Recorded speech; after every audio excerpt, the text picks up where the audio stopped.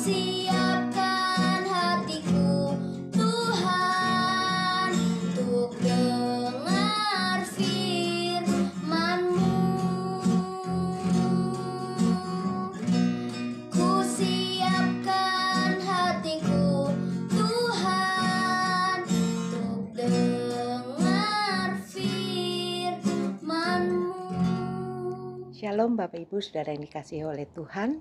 Kita kembali melanjutkan pembacaan firman Tuhan yang terambil dari Nehemia 6 ayat 1 sampai dengan yang ke-19.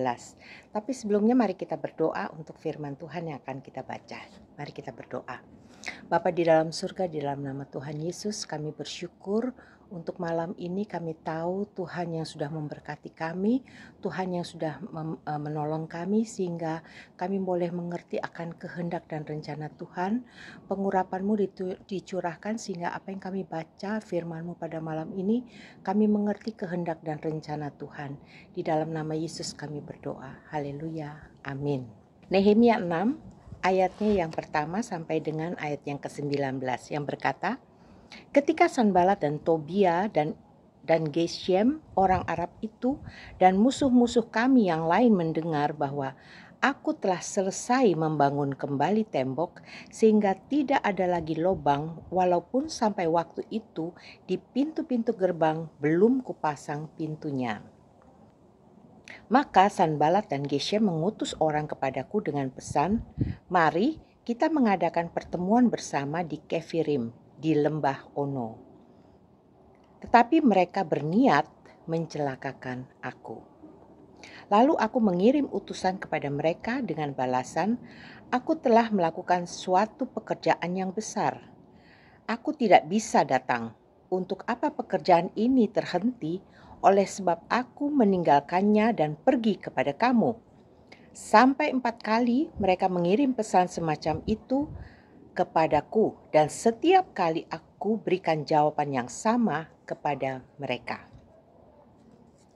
Lalu dengan cara yang sama, untuk kelima kalinya, Sanbalat mengirim seorang anak buahnya kepadaku yang membawa surat yang terbuka.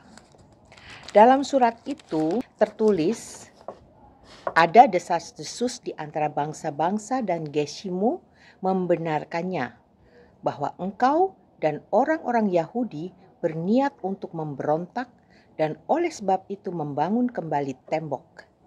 Lagi pula menurut kabar itu engkau mau menjadi raja mereka. Bahkan engkau telah menunjuk nabi-nabi yang harus memberitakan tentang dirimu di Yerusalem. Demikian, ada seorang raja di Yehuda.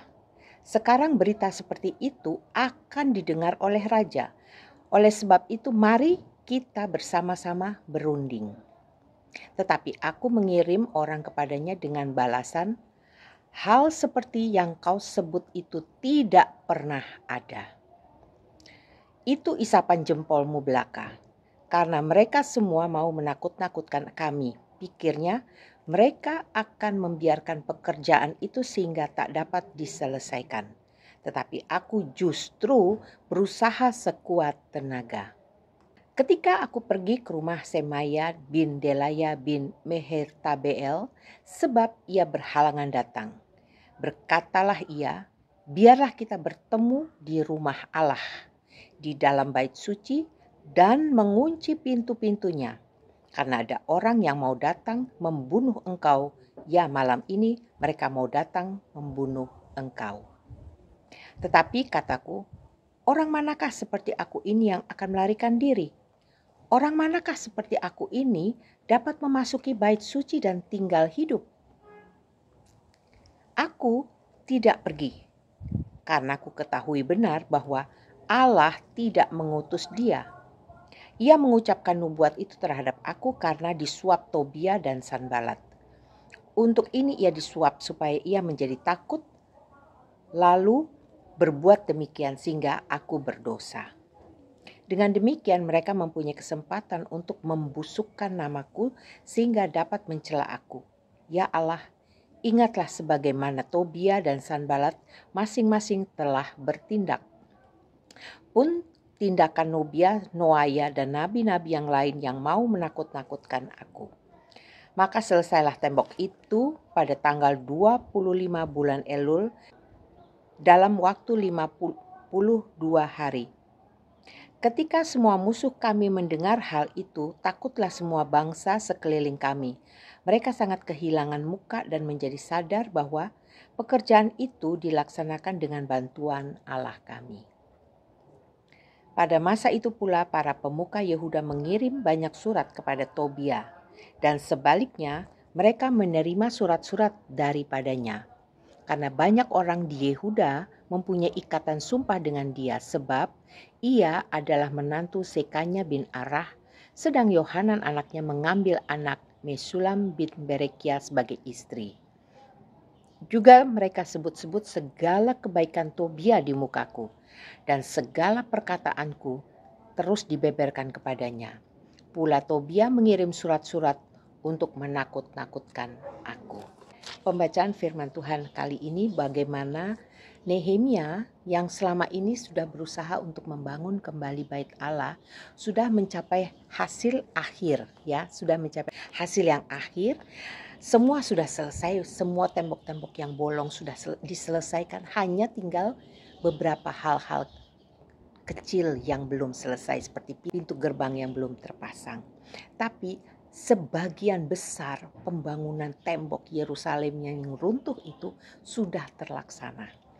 Kerja keras karena Tuhan yang memerintahkan. Namun di saat mereka sedang berjuang, tidak sedikit banyak orang-orang yang berusaha ingin menjatuhkan, ingin memfitnah, ingin menghalang-halangi supaya pekerjaan pembangunan tembok Yerusalem itu batal dan gagal. Seperti contohnya di sini selama ini kita sudah baca sikap hidup dari Sanbalat dan Tobia dan Geshem orang Arab. Jadi orang-orang di sekeliling bangsa Yahudi, bangsa Israel itu mereka selalu berusaha untuk menghancurkan umat pilihan Allah.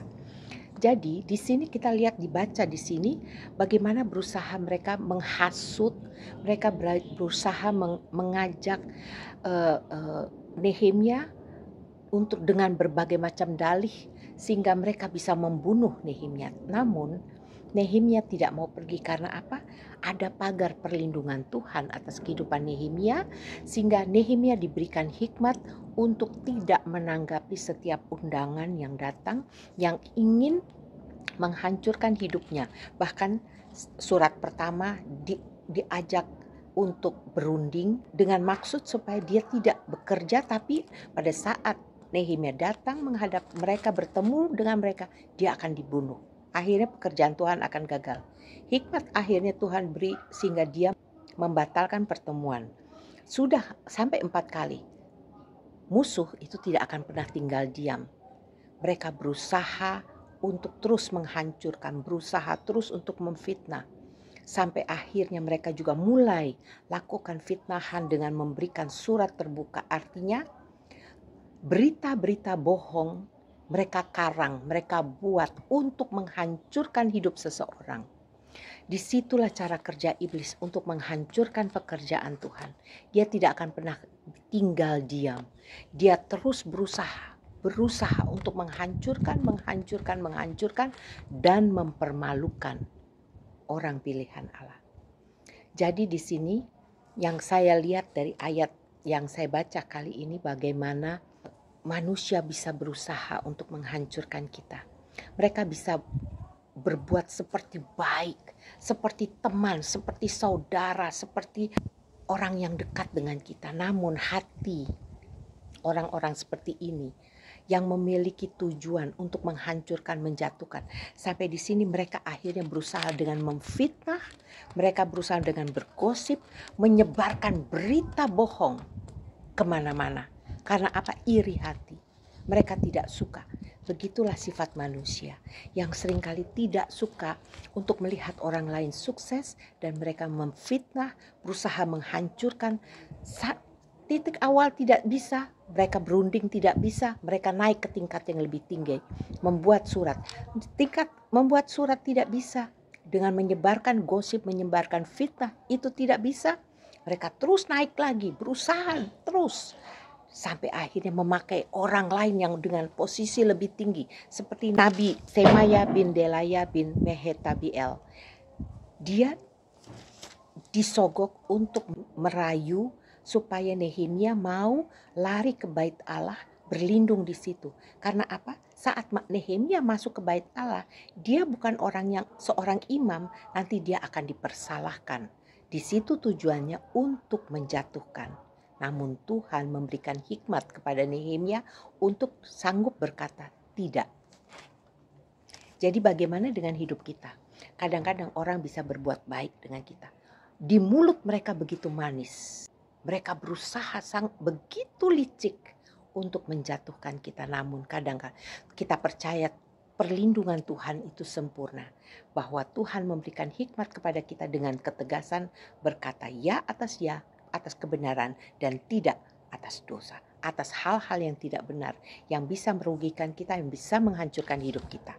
Di sini segala usaha yang mereka lakukan itu batal di hadapan Tuhan. Biarlah hati kita tetap dekat dengan Tuhan dan kita berdoa untuk orang-orang yang berusaha menghancurkan kita, menghancurkan nama baik kita, memfitnah kita, bergosip, bahkan hal-hal yang buruk yang mereka sebarkan. Namun jika Tuhan ada di pihak kita, maka Tuhan yang akan membela. Segala perkara dapat kutanggung di dalam Dia yang memberi kekuatan kepadaku. Biar kita berdoa, perkara apapun yang kita hadapi saat-saat ini, kita percaya Tuhan sanggup memberikan kita kekuatan, kemampuan untuk menyelesaikannya. Karena Allah, apapun yang orang lain katakan, kita tidak perlu gubris. Kita tetap katakan, Tuhan saya mengampuni, Tuhan saya memberkati. Tapi satu hal, ajar saya untuk tetap percaya bahwa Engkau Allah yang menolong aku, mengutus aku, melindungi aku. Saudara, bangkit. Jangan putus asa saat dijatuhkan, saat saudara dijelekkan, saat saudara difitnah dan digosipkan atau diperkatakan hal-hal yang negatif. Tetap percaya, pertolonganku datangnya dari Allah yang menjadikan langit dan bumi. Mari kita berdoa.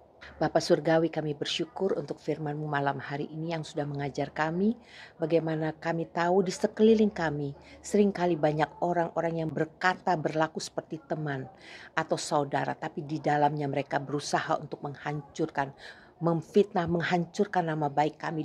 Bahkan Tuhan, mereka berusaha dan tidak akan pernah berhenti sebelum kami hancur. Tapi satu hal kami percaya bahwa perlindungan Tuhan ada atas kami. Seperti Nehemia, orang pilihan Allah. Hari ini kami mau berdoa juga untuk orang-orang, teman-teman atau keluarga atau siapapun yang berusaha menghancurkan kami. Bapa, ampuni mereka. Kami lepaskan berkat-Mu atas hidup mereka. Kami berdoa Tuhan, biarlah belas kasihan-Mu menjamah hati mereka sehingga mereka diubahkan hidup mereka. Mereka boleh mengalami pertemuan pribadi dengan Tuhan. Dan Tuhan, kami percaya belas kasihan-Mu itu dicurahkan. Berikan kami kekuatan, kemampuan untuk berkata tidak pada setiap hal-hal yang bukan datangnya daripada Allah. Terima kasih Tuhan. Di dalam nama Yesus kami berdoa. Haleluya. Amin. Amin. Puji Tuhan. Biarlah kita akan tetap melanjutkan pembacaan firman Tuhan besok. Dan Tuhan Yesus memberkati. Shalom. Firman-Mu berita bagi kakiku, terang